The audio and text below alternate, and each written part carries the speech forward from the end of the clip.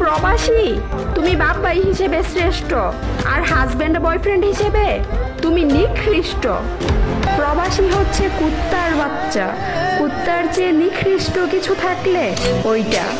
ওহে অশিক্ষিত মূর্খ, সঠিক শিক্ষাবিহীন নারী, তুই একজন মেয়ে নামক কলঙ্ক। হ্যাঁ আমি প্রবাসী, আমি তোর কথাই বুঝলাম, আমি বাপ ভাই হিসেবে শ্রেষ্ঠ আর স্বামী এবং বয়ফ্রেন্ড হিসেবে নিকৃষ্ট, কি তাই তো? ওকে ফাইন, খোঁজ নিয়ে দেখলাম আপনার বাবাও একজন ওমান প্রবাসী, আর হ্যাঁ আপনার ভাইও কিন্তু একজন পর্তুগাল প্রবাসী। যেহেতু আপনি বলেছেন প্রবাসী বাপ ভাই হিসেবে শ্রেষ্ঠ, সেক্ষেত্রে আমি আকাশ মেনেই নিলাম আপনার বাপ ভাই আপনার কাছে শ্রেষ্ঠ। ওহে অশিক্ষিত মূর্খ, সঠিক শিক্ষাবিহীন নারী, কি নিজেকে অনেক স্মার্ট ভাবো, কি তাই তো? প্রবাসীর খাও, প্রবাসীর টাকায় পড়ো, প্রবাসীর ঘরেও থাকো, আবার সেই প্রবাসীরটা খেয়ে নিজেকে অনেক স্মার্ট মনে করো। হাই রে মূর্খ, তোমার মাও তো সেই নিকৃষ্ট প্রবাসীর বউ, আর তুমিও তো সেই নিকৃষ্ট প্রবাসীর মেয়ে, আর তোমার ভাইও তো সেই নিকৃষ্ট প্রবাসী, আর তুমি তো সেই নিকৃষ্ট প্রবাসী ভাইয়েরই বোন। ওকে ফাইন, তারপর বললা প্রবাসীরা হচ্ছে কুত্তার বাচ্চা, তাহলে তো বোন তুমিও তো সেই প্রবাসী কুত্তারই বাচ্চা এবং এক প্রবাসী কুত্তার বাচ্চার বোনও। মানে ভাই, একটা মানুষ কতটা বিবেকহীন আর সাইকো হলে প্রবাসী যোদ্ধাদের নিয়ে এরকম নোংরা ভাষায় গালাগালি করে, যেখানে তার বাপ ভাইও একজন প্রবাসী। মানে ভাই, সস্তা ফ্রেম আর সস্তা ভিউর জন্য মানুষ যে কতটা নিচু পর্যায়ে যেতে পারে, এই সকল মেয়েদেরকে না দেখলে কখনো বুঝতেই পারতাম না। এরা ভাবে প্রবাসীদের কাছে টাকা আছে মানেই তাদের কাছে সুখ